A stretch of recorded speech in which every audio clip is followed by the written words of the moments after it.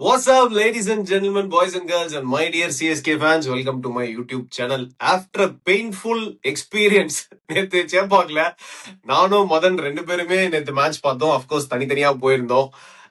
Match பார்த்துட்டு வர்றதுக்கு வீட்டுக்கு வர லேட் ஆயிடுச்சு. அதனால தான் நேத்து நைட்டே ரிவ்யூ பண்ண முடியல. ஸோ இன்னைக்கு அந்த பெயின்ஃபுல் எக்ஸ்பீரியன்ஸை பத்தி பேசிடலாம் அப்படின்னு சொல்லிட்டு தான் இந்த வீடியோ ரிவ்யூ பண்ணலாம். அண்ட் டாக்டிக்கல் பிளண்டர்ஸ் நிறைய பண்ணாங்க சிஎஸ்கே இந்த சீசன்ல கண்டினியூஸா பண்ணிட்டு இருக்காங்க.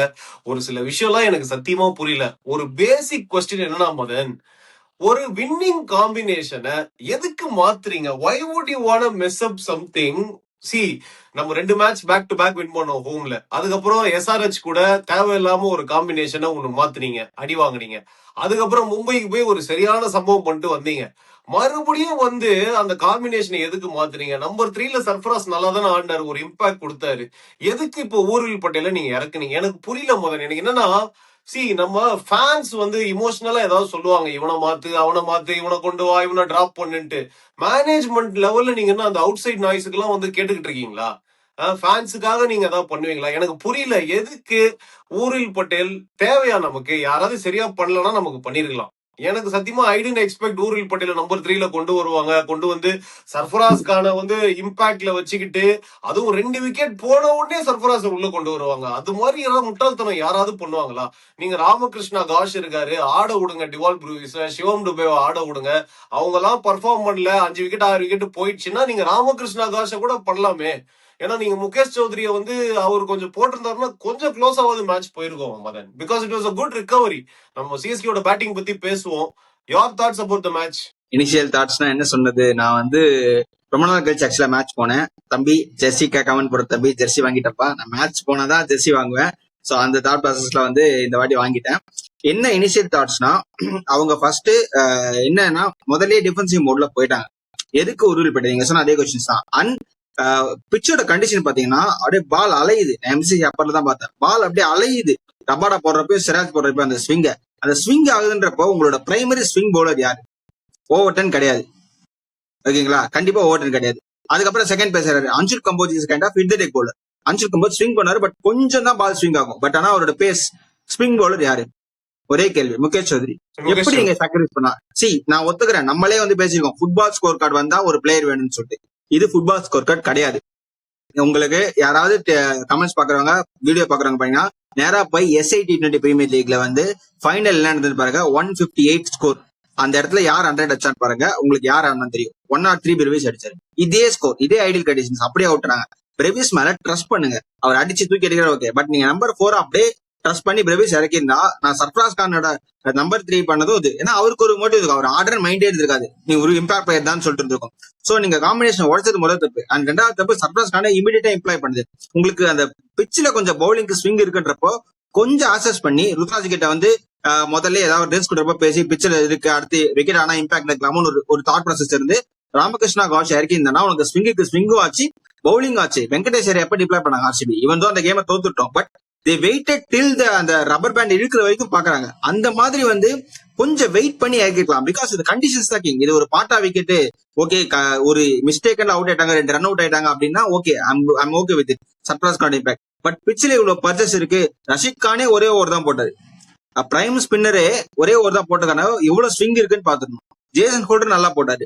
ஜேசன் ஹோல்டர் அது அந்த ரபாடா கொடுத்த அந்த ஸ்விங்ல ஜேசன் ஹோல்டர் வந்து was extremely good. 4 over on trot போட்டாரு. நான் மோரோவர் டாட் பாலோட பெர்சன்டேஜ் பாருங்க, கிட்டத்தட்ட 66 டாட் பால். 10 ஓவர் ஆடி 43 ரன் தான் அடிச்சோம், க்ளோஸ் டு. 66 டாட் பால்ல நம்ம அது 50% 60% சிங்கிளா கன்வெர்ட் பண்ணியிருந்தா கூட நமக்கு இன்னும் ஒரு 30 ரன்ஸ் இருந்திருக்கும். ஐ நோ ருத்ராஜ் வந்து ஸ்டாண்ட் அவுட் பர்ஃபார்மன்ஸ். நம்ம நிறைய சொல்லியிருக்கோம் ருத்ராஜ் நல்லா பண்ணு. அந்த இடத்துல மனுஷன் அவ்வளவு கஷ்டப்பட்டு ஆடி இருக்காரு. பட் என்னன்னா சாய் சுதர்சன் கில் ஆடுறப்போ அவங்க அழகா ரொட்டேட் பண்றாங்க ப்ரோ. எனக்கு லெஃப்ட் சைட்ல அவ்வளவு கேப் தெரியுது. அவங்க இதுதான் நம்ம கம்ஃபர்டபுளான ஸ்கோர், நம்ம 200 எல்லாம் சேஸ் பண்ணப்போ ரொட்டேட் பண்ணி ஆனாங்க. நம்ம ஸ்ட்ரைக் ரொட்டேஷனே ரொம்ப கம்மி. அதுவும் தூபே ஓடுறதுலாம் பாக்குறப்ப எனக்கு நான் வந்து உங்களுக்கு பை சொல்றேன்டா அப்படின்ற மாதிரி தான் எனக்கு இருந்தது. ஏன்னா டபுளே கேட்க மாட்டாரு. சிங்கிள் ஆடுறப்போ பால் ரொம்ப அந்த ஒரு கால் அவ்வளவு பெருசா இருக்கு, ஒரு 3-4 ஸ்டெப் எடுத்தாலே போயிடலாம். பட் ரொம்ப ஸ்லோவா ஓடுறாரு, தபன்னு ஓடுறாரு ப்ரோ. நீங்க எத்தனையோ வாட்டி சொல்லிட்டீங்க, பட் எட் அவரோட ரன்னிங் பெட் இந்த விக்கெட்ஸ் வந்து எனக்கு அதனாலே வந்து ருத்ராஜ் நம்ம அடிச்சிடலாம் அப்படின்னு சொல்லிட்டு இருக்கு. டூபே கொஞ்சம் ஸ்டாண்ட் பண்ணிருக்கலாம். அகைன் அந்த மாதிரி இடத்துல அவரு மானவ சுத்திரையும் டிப்ளாய் பண்ணிக்க முடியாது, ரசிக்கானே ஆட வைக்க முடியாதுன்னு சொல்லி அந்த எக்ஸ்பெக்ட் இருப்போ கொஞ்சம் எக்ஸ்டெண்ட் பண்ணி ஆடிந்தா 40 ரன்ஸ் வந்திருக்கும். பட் டஃப் கொடுத்துருப்பாங்கன்னா பெரிய கொஸ்டின் மார்க். பிகாஸ் 5 பவுலர் 6வது பவுலர் தூபேன்னா நம்ம டீம் எப்படி இருக்குன்னு யோசிச்சு பாருங்க. ப்ரோ ஒன்னே ஒண்ணுதான் bro, GT read the conditions better. நமக்கு ஹோம் கிரவுண்டுன்னு சொல்றோம், ஹோம் கண்டிஷன்ஸை நமக்கு ரீட் பண்ண தெரியல. அஸ்வின் ப்ரோ அவரோட யூடியூப் சேனல்ல சொல்லியிருக்காரு, எதுக்கு வந்து இது விக்கெட் நம்பர் 6 தான், இந்த விக்கெட்ல எதுக்குப்பா ஆடுறீங்க, இதுல நல்லா ஸ்விங் ஆகும், நல்ல பாட்டா விக்கெட் கிடையாது, 10 நாளுக்கு அப்புறம் ஹோம் கிரவுண்டுக்கு வரீங்க அப்படின்னும் போது ஒரு பிரான்ச்சைஸ் நீங்க கேட்டு வாங்கலாம், இந்த விக்கெட் கொடுங்க அப்படின்னு சொல்லிட்டு உங்களுக்கு எந்த விக்கெட் ஒர்க் ஆயிருக்கோ அதே எடுக்க வேண்டியது தானே. இந்த விக்கெட்ல எப்பவுமே சிஎஸ்கே ஸ்ட்ரகிள் பண்ணிருக்காங்க, போலிங் கொஞ்சம் இந்த மாதிரி தான் பால் அலாயும். அப்புறம் சொன்னாரு டே கேம்னால வந்து அந்த வாட்டர் பண்றது அந்த கான்டெக்ட்ல எல்லாம் சொல்லியிருந்தாரு. அதனால ஃபர்ஸ்ட் 6 ஓவர் சிஎஸ்கேக்கு ரொம்ப கஷ்டமா இருந்தது. அண்ட் ஜிடி விளையாடுறப்போ கொஞ்சம் ஈஸ் அவுட் ஆயிடுச்சு, பிச்சு கொஞ்சம் ஈஸியா ஆடிட்டாங்க. எனக்கு என்னன்னா சி ஃபர்ஸ்ட் டாக்டிக்கலா ஊரில் பட்டேல எதுக்கு எடுத்துட்டு வந்தாங்க எனக்கு புரியல ப்ரோ. அதாவது சர்ஃபராஸ் கான் நல்லா பண்ணலன்னா நீங்க கொண்டு வரலாம், ஊரில் பட்டேல எடுத்துட்டு வந்தாங்க. ஊரில் பட்டேல் ஆடினதெல்லாம் அக்செப்டபிளே கிடையாது ப்ரோ. நம்ம பிளேயர்ஸ் கிட்ட எனக்கு என்ன திரும்ப ரொம்ப கஷ்டமா இருந்தது, சஞ்சு சாம்சன் என்ன ஃபார்ம்ல இருக்காரு, அவரே அவ்வளவு ஸ்ட்ரகிள் பண்றாரு அப்படின்னா அந்த விக்கெட் எப்படி இருக்கும்னு தெரிஞ்சுக்க வேணாம். சோ ஊரில் பட்டேல் வந்து ரபாடா மாதிரி ஒரு போலர் 150 போடுறாரு, அவரு வந்து ஃபர்ஸ்ட் சரி ஒரு பால் இறங்கி அடிச்சிட்டாரு, பவுண்டரி போயிடுச்சு, மேல போட்டாரு. அடுத்து ஒரு ஒரு மைண்ட் கேம் தெரிய வேணாமா, நம்ம இறங்கி வந்து அடிச்சிருக்கோம், மேல மேல போட்டாரு அடிச்சிட்டோம், அடுத்த பால் ஷார்ட்டா போடுவாருன்றது கொஞ்சம் கிரிக்கெட் ஆட தெரிஞ்சவனு கூட தெரியும் ப்ரோ. அதுவும் அந்த பேஸ்ல போடும்போது நம்ம இறங்கி வருவோம், இறங்கி வந்தா ஒரு ஷார்ட்டா போடுவாருன்னு தெரியும். அதுவும் தெரியாம பிளைண்டா இறங்கி வந்து ஒரு ஷார்ட் ஆனதெல்லாம் அக்செப்டபிளே கிடையாது. இந்த மாதிரி கேம் அவேர்னஸ் இல்லாம அவுட் ஆனதுதான் ப்ரோ காண்டா இருந்தது. அண்ட் சர்ஃபராஸ் கான் நான் சர்ஃபராஸ் கானை பிளேம் பண்ண மாட்டேன், நீங்க சொன்ன மாதிரி அவர் சுவிட்ச் ஆஃப் கூட ஆயிருக்கலாம். நம்ம இம்பாக்ட் பிளேயர்ல போட்டாங்க, நம்ம எப்போ வருவோமா இல்லையான்னு தெரியணும், திடீர்னு 2 விக்கெட் போனா நீ போ அப்படின்னு வந்தாரு. அவருக்கு விக்கெட்டை ரீட் பண்ணாரா என்னதுன்னு தெரியல, பேட்டை விட்டாரு, கொடை கலப்பிச்சு. இந்த மாதிரி அப்ளிகேஷன் சுத்தமா இல்ல ப்ரோ. அண்ட் டிவால் ப்ரூவிஸ்லாம் இட்ஸ் ஹை டைம் ப்ரோ. அவர் வந்து இந்த நோ லுக் ஷாட் ஆடுறது, நான் ஆடினா சிங்கிள் ஒரு சிங்கிள் கியர்ல தான் ஆடுவேன் அப்படின்னு எல்லாம் இருக்கக்கூடாது bro. We have to adapt to match situation. நீ எவ்வளவு பெரிய வந்து கேம் வந்து அடிச்சு பவர் ஹிட்டர் என்ன வேணா இருக்கலாம், உனக்கு கேம் சிச்சுவேஷன் ரீட் பண்ண தெரியலனா கஷ்டம் ப்ரோ. கிரிக்கெட் ரொம்ப கஷ்டம் ப்ரோ. அப்புறம் நான் ஒன்னே மட்டும் சொல்லிக்கிறேன், எம்எஸ் தோனியை கூட யாரு பவர் அடிப்பா, அவரை விட யார் 6 அடிப்பா. அவருக்கு இந்த மாதிரி 3 விக்கெட் போட இறக்கி விடுங்க, தலைவன் தள்ளி தள்ளி ஒரு ரன்னா ஆடுவான் 15 ஓவர் வரைக்கும். அவருக்கு அடிக்க தெரியாமலா இல்ல பேட்டை விட தெரியாமலா? அவர் வந்து கேம் டீப்பா எடுத்துட்டு போகணும். இந்த விஷயம் எல்லாம் வந்து டிவால் ப்ரூவிஸ் கத்துக்கணும் ப்ரோ. அவர் வந்து நம்ம வந்து அவர் ரொம்ப பேக் பண்றோம், பட் நேத்து அவுட் ஆனதெல்லாம் செம்ம வெறியா இருந்தது எனக்கு. அதுவும் அந்த நோ லுக் ஷாட் எல்லாம் அந்த டைம்ல தேவையில்லை. சொல்லுங்க மதன். அதான் ப்ரோ, நான் 2 விஷயம் சொல்ல வந்தேன். ஒரு விஷயம் ஆல்மோஸ்ட் நம்ம 2 பேரும் சிமெட்ரிக் தான். மொதல் விஷயம் வந்து சர்ஃபராஸ் நம்பர் 3 வந்து உங்களுக்கு நீங்க டொமஸ்டிக்ல என்ன பண்ணிருக்கான்னு பாருங்க. நம்ம ப்ரிவியூலயே கூட மென்ஷன் பண்ணிருந்தோம், நீங்க அவர் பிளேஸ செக்யூர் பண்ணி இந்த நீ என்ன ஆனாலும் நீ ஆட போறன்னா சர்ஃபராஸ் மாதிரி ஒரு பைசன், இப்போ சிங்கம் படத்தை சொல்லுவாரு 10 புலிக்கொடி கிடைக்கும் சிங்கக்கொடி கிடைக்கும், இந்த மாதிரி ஒரு பைசன் கொடி கிடைக்காதுன்னு சொல்லிட்டு, அந்த மாதிரி Sarfaraz Khan is point of team player. நீங்க வந்து ட்ரஸ்ட் பண்ணி ஆடுறதுதான் CSK template. Sarfaraz didn't do anything wrong. அவர் வந்து ஒரு கேம் கொஞ்சம் வந்து ஈஸியா அவுட் ஆயிட்டதா, மற்றபடி எதுவுமே ராங் பண்ணன்றப்போ ஆயுஷ் மாத்திரை இருந்தப்ப சர்ஃபராஸ் ஆனது வந்து நம்ம ஆர்சிபிக்கு பண்ண பர்ஃபார்மன்ஸ்னால அவர் ஆட வச்சோம். சோ அப்படியே கண்டினியூ பண்ணி நம்ம பவுலிங் எக்ஸ்டெண்ட் பண்றதுக்கு பார்த்து கம்ஃபர்டபுளா வின் பண்ணிக்கலாம். அண்ட் செகண்ட் பாயிண்ட், நீங்க தோனி சொன்னீங்க, நான் கான்ட்ரரியா இன்னொரு பிளேயர் சொல்றேன். நீங்க Dhoni Indian conditions okay, Overseas player ஒருத்தர் இருக்காரு கிரான் போலாட். இந்த மாதிரி சேஸ்ல விக்கெட் விழும். எப்பவுமே மும்பை சக்சஸ்ஃபுல்லா இருந்தப்ப என்னன்னா, இந்த மாதிரி ஏதாவது விக்கெட் விழுந்ததுன்னா ரொனால்ட் பாண்டியா உள்ள தருவாங்க, கிரான் போலாட் அனுப்புவாங்க. அப்படியே வந்து பிச்சை வந்து ஆடி ஆடி ஆடி ஆடி கடைசியா வந்து ஒரு 15 ஓவருக்கு அப்புறம் பீஸ்டா மாறாரு. அந்த மாதிரி ஒரு பிளேயர் நம்ம கிட்ட இல்ல, ஒரு பினிஷர் கிடையாது. சோ உங்களுக்கு இந்த மாதிரி 6th பிட்ச் ஆட போறோம், கிரவுண்ட் கொஞ்சம் சின்னதா பெருசா இருக்கு அப்படின்னா லெப்ட் ஹேண்டர் தூபேவை மட்டும் ட்ரஸ்ட் பண்ண முடியாது. ஏன்னா அவரு நின்று ஆட மாட்டாரு. பிரசாந்த் வீரர் இருக்கிறதுல என்ன தப்பு? பிரசாந்த் வீர் நான் எப்பத்துலன்னு சொல்லிட்டு இருக்கேன் bro, Prashant Veer is playing exceptionally well. Especially Chinnaswamy நாட்கள் ஆடினதாகட்டும், அவர்கிட்ட இந்த 360 டிகிரி ஷாட் நம்ம இல்லைன்னு கார்த்திக் சர்மா திருப்பி ஒரு அடி வாங்கினாரு. பட் அதை நேச்சுரலா பண்ணக்கூடிய ஒரு ஆள் இருக்காரு பிரசாந்த் வீர். நீங்க ஃபோர்ஸ் பண்ணியே கார்த்திக் சர்மா இருக்கணும். Left hander down the order, தேவைப்பட்டா உங்களால ஒரு லெப்ட் ஹேண்ட் ஸ்பின்னராகவும் இருக்கணும். ஏன்னா அகிலேஷன் ஒரு வாட்டி அடி வாங்கிட்டோம்னா ஒரு ஓவர் ட்ரை பண்ணி பார்க்கலாம் அப்படின்ற தாட் ப்ராசஸ் இருக்கு. ஆனா மானவ் சுந்தர் பயங்கரமா போட்டாரு, ட்ரஸ்ட் பண்ணி கடைசி ஓவர் கொடுத்தாங்க. சோ அந்த மாதிரி இருக்கப்போ நீங்க ஒரு வயசா யூஸ் பண்ணலாம் bro. WT player always asset to the team அப்படின்றத அவங்க புரிஞ்சுக்க மாட்டாங்க. I know they are trusting Karthik Sharma எக்ஸ்ட்ராடினரியா ஹிட் அடிக்க 6 அடிக்கிறாருன்னு சொல்லிட்டு, பட் அவர் சிங்கிள் டபுள் ஆட தெரியல. அவர் ஆக்சுவலா வந்து அவர் வந்து என்ன சொல்றது, இது வந்து ரொம்ப ரேட் பண்ற மாதிரி இருக்கும், but he's God extraordinary talent, நிறைய 6 அடிச்சுக்கலாம்னு சொல்லலாம்.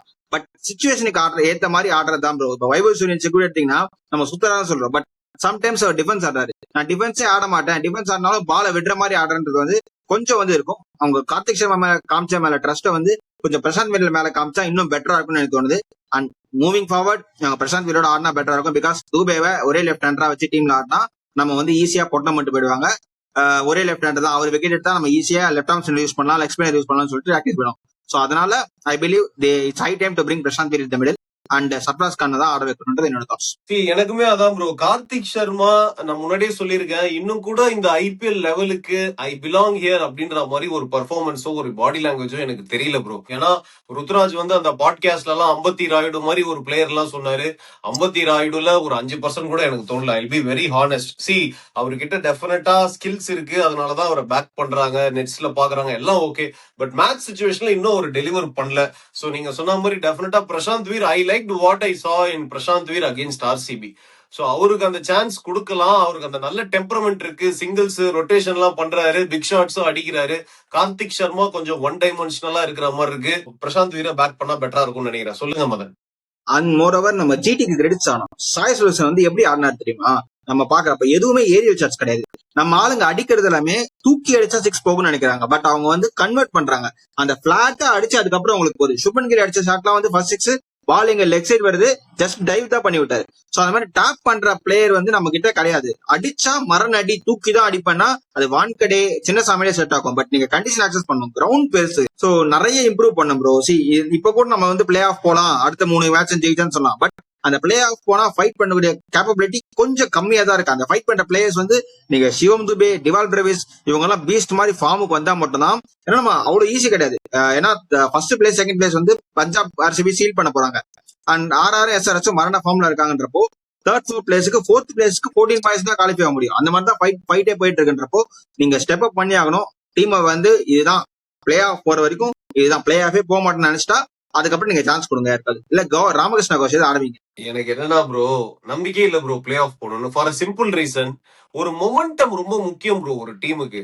நம்மளோட மொமெண்டம் நம்மளே பிரேக் பண்ணா எப்படி ப்ரோ பிளே ஆஃப் போக முடியும்? நம்ம மொமெண்டம் வேற யாராவது நல்ல பயங்கரமா கிரிக்கெட் ஆடி நம்ம மொமெண்டம் பிரேக் பண்ணா ஓகேன்னு நம்ம ஒத்துக்கலாம். எனக்கு வந்து எனக்கு எதிரி வெளியே கிடையாது, எனக்கு எதிரி நான் தான் அப்படின்ற மாதிரி மேனேஜ்மெண்டே நம்ம மொமெண்டம் எல்லாம் வந்து வின்னிங் காம்பினேஷனை மாத்தி இந்த மாதிரிலாம் பிளண்டர் போனா எப்படி ப்ரோ பிளே ஆஃப் போக முடியும்? எனக்கு சத்தியமா புரியல, என்ன பண்றாங்கன்னே எனக்கு புரியல. ஒன்னு கேம் அவேர்னஸ் இல்ல. நீங்க சொன்ன மாதிரி நான் ஜிடிக்கு நானும் கிரெடிட் கொடுப்பேன். பட் அவங்களுக்கு the equation was much simpler. Because அவங்க ஒரு சின்ன டார்கெட் வந்து சேஸ் பண்ணாங்க. அவங்க மெரிட் ஆஃப் த பால் ஆடினா போதும், லெக் சைட்ல வர ஷார்ட் பால் அப்படி தள்ளி விட்டாங்க, 6 போச்சு. அது மாதிரி ரியாக்ட் பண்ணாங்க. அவங்க பேசிக்கா பாலுக்கு ரியாக்ட் பண்ணாங்க, அந்த ஸ்கோரை ஈஸியா சேஸ் பண்ணிட்டாங்க. நமக்கு என்னன்னா ப்ரெஷர் இருந்தது, நம்ம ஃபர்ஸ்ட் பேட்டிங் பண்றோம், 190 அடிக்கணும், 200 அடிக்கணும் அப்படின்னு சொல்லிட்டு போனாங்க. சரி, நீங்க வந்து பிச்சை ரீட் பண்ணல, பால் பயங்கரமா மூவ் ஆகுதுன்னா நீங்க குவிக்கா அசஸ் பண்ணி நம்ம 6 ஓவர் விக்கெட் விடாம கொஞ்சம் தள்ளிடலாம்டா, ஒரு 45 50 அடிச்சுக்கலாம், அந்த மாதிரி அசஸ் பண்ணி பண்ணல. ஒன் டைமென்ஷனலா நான் பேட்டை தான் கூட போறேன் அப்படின்னு நீங்க போனீங்க. சரி, ஊர்வில் பட்டேல் அமிச்சிட்டீங்களா? ஊர்வில் பட்டேல் அவுட் ஆனதுக்கு அப்புறம் சர்ஃபராஸ் கான், டிவால் ப்ரூவிஸ் எல்லாம் அப்படி அட்டாக்கிங் ஷாட்ஸ் போனது என்னால ஏத்துக்கவே முடியல ப்ரோ. நிறைய பேர் ருத்ராஜ் கெய்க்வாடோட இன்னிங்ஸை வந்து பயங்கரமா கிரிட்டிசைஸ் பண்ணிட்டு இருக்காங்க. அவ்வளோ மொக்கையா ஆடினாரு, என்ன நீங்க ஒரு பயங்கரமான இன்னிங்ஸ் சொல்றீங்கன்னு.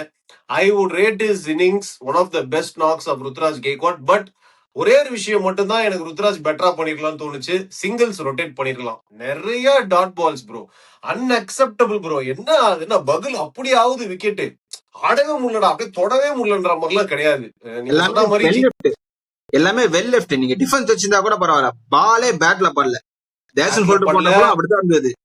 அண்ட் வந்து அவர் பேட்ல பட்டது எல்லாமே கவர்ஸ்ல ஷார்ட்டா, எக்ஸ்ட்ரா கவர்ல ஒரு ஃபீல்டர், ஷார்ட் மிட் விக்கெட்ல ஒரு ஃபீல்டர், 2 பேருக்கும் கையில கொடுத்து நேர்ந்தாரு.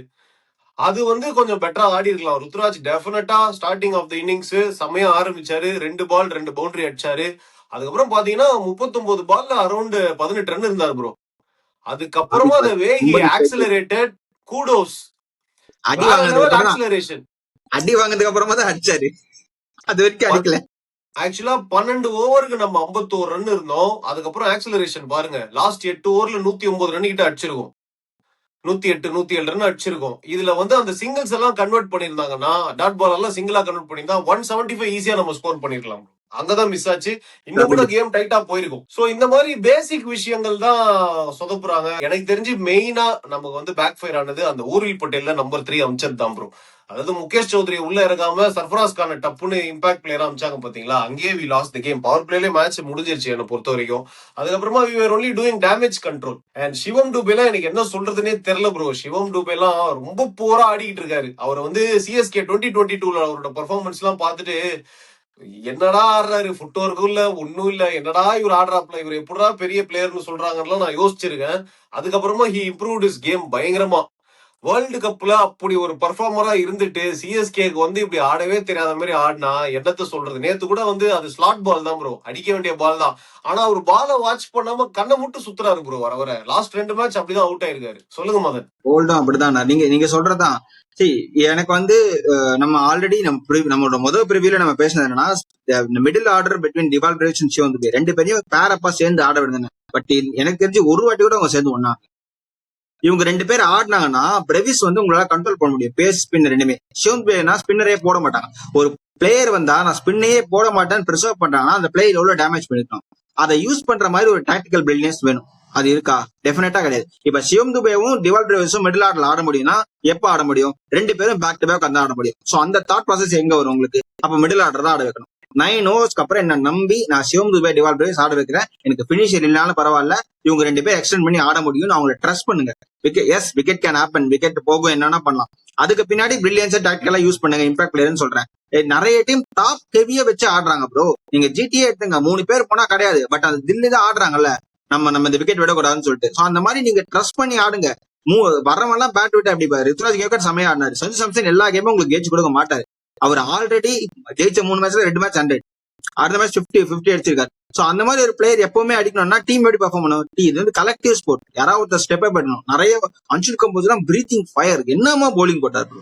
நான் ஒருத்த மட்டும் தான் போடுவேன், ஒருத்த மட்டும் தான் ஆடுவேன்னா எப்படி ப்ரோ முடியும்? சோ நிறைய பேர் என்னடா ஒரு மேட்ச் தோத்துனா அடிக்கிறேன் கிடையாது. அந்த பெர்ஃபார்மன்ஸ் லைவா பார்த்ததுனால உங்களுக்கு அப்படி இம்பாக்ட வேணும்னா ஒரு worst case pitch spring access ஆகுதுன்னா நீங்க ஜேமி ஓட்டனை பேக்கப் வச்சு தேவைப்பட்டா உள்ள இறக்கிக்கலாம்னு பாக்கணும். அப்போ அப்படி அந்த மாதிரி ஒரு பிரில்லியன்ஸா யூஸ் பண்ணலாம். 3 ஓவர்ஸ் காம்பினேஷன் சொல்லிட்டு அந்த மாதிரி எதுவுமே இல்லாம ஜேமி ஓட்டன் உங்களுக்கு எப்ப தேவைப்படாரு? 15 ஓவர் பேட்டிங் வந்ததுக்கு அப்புறம் தேவைப்படும். சோ அப்ப நம்ம ஜேமி ஓட்டனை வச்சுக்கலாம், தேவைப்பட்டா யூஸ் பண்ணலாம். இந்த மாதிரி சொல்லிட்டு ஒரு ஒரு ஒரு எக்ஸ்ட்ரா குஷன் வச்சுக்கிட்டது ஒரு பெட்டர் ப்ரோ. இப்ப ஜேமி ஓட்டன் உங்களுக்கு என்னென்ன இடத்துல யூஸ் ஆக போறோம்? ஒன்னு செகண்ட் பவுலிங் போடலாம், இல்ல எண்ட் ஓவர்ஸ்ல உங்களுக்கு 15 ஓவருக்கு அப்புறம். சோ அப்ப நீங்க என்ன பண்ணா ஜேமி ஓட்டன் நான் இப்போதைக்கு வச்சிருக்கேன். முகேஷ் சௌத்ரி வச்சிருந்தா எனக்கு 4 ஓவர் போட முடியும். நல்லா போட்டு கொடுத்துருக்காருன்றப்போ அதை பண்ணிருக்கலாம். எவ்வளவு டாக்டிகஸ் நம்ம யோசிக்கிறோம் ப்ரோ. எனக்கு இங்க எகிரி குச்சிப்பா அங்க சொல்லிடலாமான்ற அளவுக்கு இருந்தது.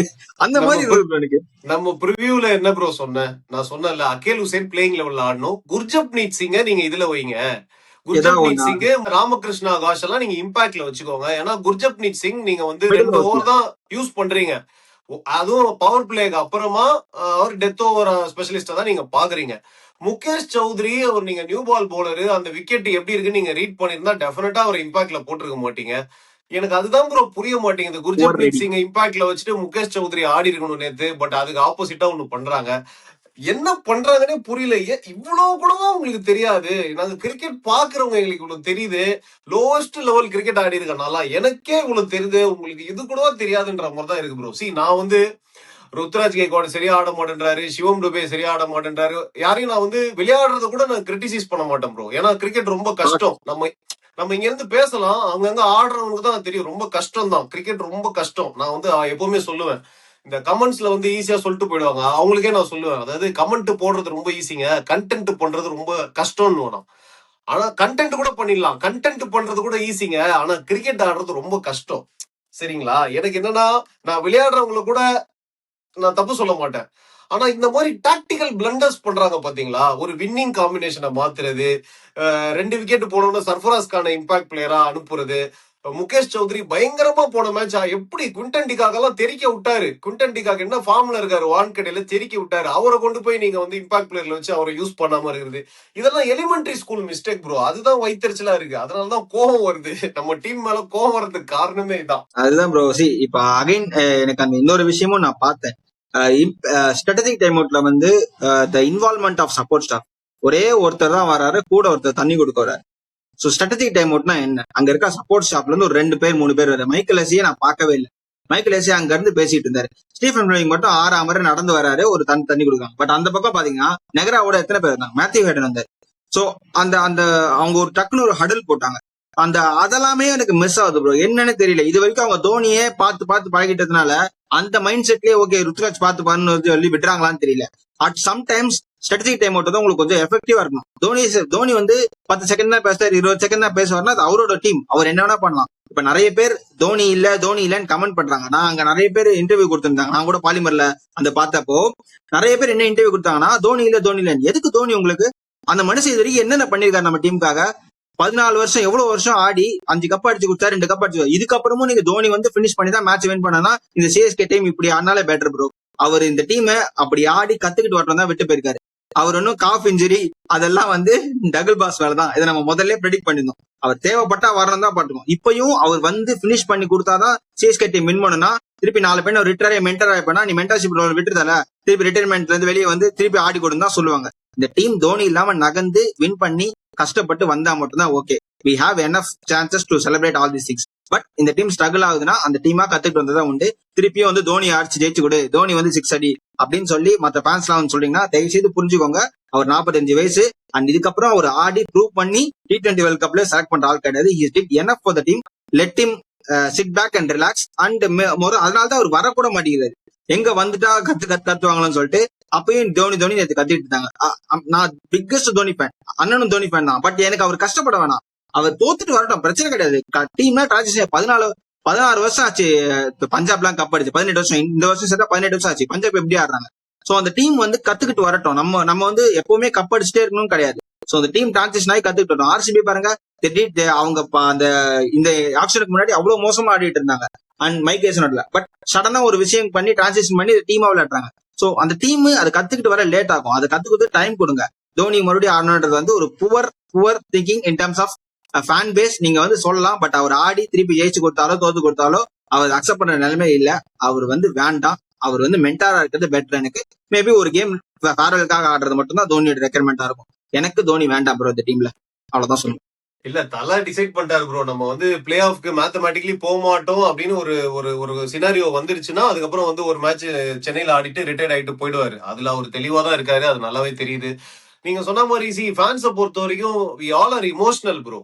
நம்ம எல்லாம் இமோஷன்ல வந்து கிரிக்கெட் கொஞ்சம் சில பேருக்கு தெரியும், அந்த கேம் புரியும். சில பேருக்கு கிரிக்கெட் புரியலனா கூட இமோஷனலா சிஎஸ்கேவோட கனெக்ட் ஆயிருப்பாங்க.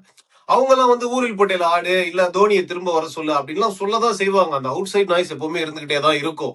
பட் மேனேஜ்மெண்ட்டுக்கு தெரியணும் ப்ரோ. அதாவது அவுட் சைட் நாய்ஸ்க்கு எல்லாம் லிசன் பண்ணி நீங்க டீம் எல்லாம் மாத்துனீங்கன்னா ரொம்ப கஷ்டம். இதுவே இல்ல சொல்றது பயமா இருக்கு. அதனாலதான் சொல்றேன், நம்மளும் ஒரு நாய்ஸா இருக்கும்ல. அடுத்து தோனிக்கு இறக்கிட போறீங்க, தயவுசெய்து வேணாம். இதை பிரசாந்த் வீரர், Karthik Sharma depends on situation. இல்ல ராமகிருஷ்ணா கோஷம் ஆடுவீங்க, தோக்கரும் தெரிஞ்சு போச்சு. அட்லீஸ்ட் ட்ரையாவது பண்ணுங்க. கடைசி 3 மேட்ச் தான் ட்ரை பண்ணு. ஸ்பார்க் எடுத்த ருத்துராஜ் மாதிரி கடைசி 3 மேட்ச் ட்ரை பண்ணா கிடையாது. அட்லீஸ்ட் WT பிளேயர் ட்ரை பண்ணி பாருங்க. ப்ரோ நான் வந்து பெருசா சேஞ்சஸ் பண்ணலாம் சொல்ல மாட்டேன். இப்போ வந்து டாக்டிக்கலா அவங்க பண்ண தப்பு வந்து சரி பண்ணிக்கணும். ஊர்வில் பட்டேல் இப்போ நம்பர் 3 கொடுத்துட்டாங்க. அவர் வந்து ஒரு மேட்ச் ஆடட்டும்னு அந்த ஈகோ ட்ரிப்னாலே திரும்ப இதை பண்ணாலும் பண்ணுவாங்க. எனக்கு தெரிஞ்ச சிஎஸ்கே அதை பண்றதுக்கு நிறைய வாய்ப்பு இருக்கு. அவர் அடிக்கிற வரைக்கும் அவரை பேக் பண்ணி கார்த்திக் சர்மா ஊரில் பட்டேலும் எப்போ அடிக்கிறாங்களோ அப்பதான்டா நாங்க வந்து இது பண்ணுவோம் அப்படின்னு இந்த லெவல்ல கூட போவாங்க. சரி என்னவோ பண்ணிட்டு போட்டோம் ப்ரோ. நம்ம வந்து நியர் ஸ்பெக்டேட்டர்ஸ் தான், நம்மளால கண்ட்ரோல் பண்ண முடியாது. நேத்து மேட்ச் பொறுத்த வரைக்கும் ஜேமி ஓர்டன் ஒரு சூப்பர் நாக் ஆடினாரு. அந்த 158 வரதுக்கு ஒரு முக்கியமான இதா அவர் இருந்தாரு. அவரை நான் பெருசா பிளேம் பண்ண மாட்டேன். அவர் வந்து அவுட் சைட் பவர் பிளே போடுற போலரு. அவரை கொண்டு வந்து பவர் பிளேல போட விட்டா அப்படிதான் 2 6 அடிப்பாங்க. அவர் பேஸுக்கு லைன் கொஞ்சம் மிஸ் ஆச்சுன்னா அப்படி தட்டா 6 போயிடும். நேத்து அப்படிதான் ஆச்சு. அதாவது லெப்ட் ஹேண்டருக்கு போடுற பால ரைட் ஹேண்டருக்கு போட்டாரு, கில் அப்படி அடிச்சாப்ல. ரைட் ஹேண்டருக்கு போறத லெப்ட் ஹேண்டருக்கு போட்டாரு, சுதர்சன் ஒண்ணு விட்டாப்ல. 2 6 போயிடுச்சு, அங்கேயே முடிஞ்சு போச்சு மேட்ச். சோ சிஎஸ்கே பொறுத்த வரைக்கும் இந்த டாக்டிக்கல் பிளண்டர்ஸ் தான் ரொம்ப கஷ்டமா இருக்கு. மேட்ச் தோக்குறது மேட்டரே இல்லைங்க. நேத்து வந்து I am very proud of my team for simple reason. 100க்குள்ள கொலாப்ஸ் ஆயிடுவாங்க அப்படின்னு நினைக்கும் போது கேப்டன் அந்த இனிஷியேட்டிவ் எடுத்து அந்த ஓனர்ஸ் எடுத்து அவ்வளவு பெரிய ஸ்கோர் கொண்டு வந்தாப்ல. ஐ தாட் ஓகே கம்பீட் பண்றதுக்கும் சான்ஸ் இருக்குன்னு. பட் முகேஷ் சௌத்ரியை உட்கார வச்சதுனாலதான் நம்ம ஹேண்டிகேப்டா போனோம் மேட்ச்க்கு நேத்து. அண்ட் நேத்து பெருசா ஸ்பின் எடுக்கல. அகேல் ஹுசேன் 160க்குலாம் பெருசா எடுக்கல. அண்ட் அகேல் ஹுசேனும் கொஞ்சம் இது அரைக்குழிலாம் நிறைய போட்டாரு நேத்து. It was an off day for him. Fielding பண்ணும்போது விழுந்தாப்ல. ஒரு கேட்ச் விட்டாப்ல மண்டை சொருவிக்கிச்சு. So he was not at his best also. Sarfaraz கான்லாம் அவரோட கான்பிடன்ஸையும் உடச்சிட்டாங்க ப்ரோ. அதுதான் பார்க்க கஷ்டமா இருக்கு. ஃபீல்டிங் பண்ணும்போதெல்லாம் கைக்கு வர பால விடுறாப்ல. சாம்சன் எல்லாம் திட்டுறாரு, ஏய் ஒத்த புடுறா அப்படின்றாப்ல. டேய் ஒத்த பால் எடுத்தா இது எப்படி சொன்னாரு, டேய் டேய் புடுறா கேட்டது ஒத்த எனக்கு அப்படின்றாரு கேட்டது. இப்போ சாம்சன். ரீல்ஸ்ல பார்த்தேன். சோ அது மாதிரி இப்போ அவரோட கான்பிடன்ஸும் போயிடுச்சு. ஏன்னா சர்ஃபராஸ் கான் வந்து பேட் அவுட் ஆயிட்டு போகும்போது இந்த வோடஃபோன் ஜூசு போகும்ல, அது மாதிரி தலையை தொங்க போட்டு போனாப்ல. அதாவது நல்லா ஆடிட்டு இருந்தவங்க கான்பிடன்ஸே உடைச்சிட்டாங்க. எனக்கு தெரியல ப்ரோ, என்ன சொல்றேன்னு தெரியல. It is painful to watch our team like this. So as I said, we are mere spectators. Mumbai இந்தியன்ஸோட என்ன பண்றாங்கன்னு பொறுத்து இருந்து பார்க்கலாம். எனக்கு தெரிஞ்சு ரொம்ப கஷ்டம் ப்ரோ. இதுக்கப்புறம் அந்த மொமெண்டம் பிடிக்கணும் எப்படியாவது. அதை வந்து நம்ம டீமே மேனேஜ்மெண்ட்டே உடச்சிக்கிட்டு இருக்காங்க அந்த மொமெண்டம். அதுக்கு என்ன பண்ண போறாங்க, அதுக்கு ஆன்சர் என்கிட்ட இல்ல. ஆப்டிமிஸ்டிக்கா ஒரே விஷயம் சொல்றேன், இதுக்கப்புறம் ஒரு ஹேட்ரிக் வின் நம்ம எடுத்தோம்னா we can give fight for 4th place or 5th place. அப்பதான் டீம் பார்க்க நல்லா இருக்கும். ஹேட்ரிக் வின் எடுக்க மும்பையை கண்டிப்பா வின் பண்ணி ஆனோம். அதுக்கப்புறம் எல்எஸ்டியோட we have couple of games. So இதோட ஒரு பெட்டர் சான்ஸ் கிடைக்காது. மேபி டஃப் பண்ணி மும்பையோட வின் பண்ணி எல்எஸ்டியோட 2 கேம் வின் பண்ணா we might be alive in play off. At least 14 game வரைக்கும் அந்த டோர்னமெண்ட்டை பார்க்கறதுக்காக நல்லா இருக்கும். Teams again doing great. RR மாதிரி, எஸ்ஆர்எஸ் மாதிரி டீம்லாம். ஸோ நீங்க உங்க 3 கேம் தொடர்ந்து வின் பண்ணீங்கன்னா ஆப்டிமிஸ்டிக்கா உள்ள போக சான்ஸ் இருக்கு. இல்லைன்னா give chances to other players, try and test this experiment. Simple. Okay, let us wait and watch. Thank you so much for joining, Madan. Always a pleasure talking to you. Tada.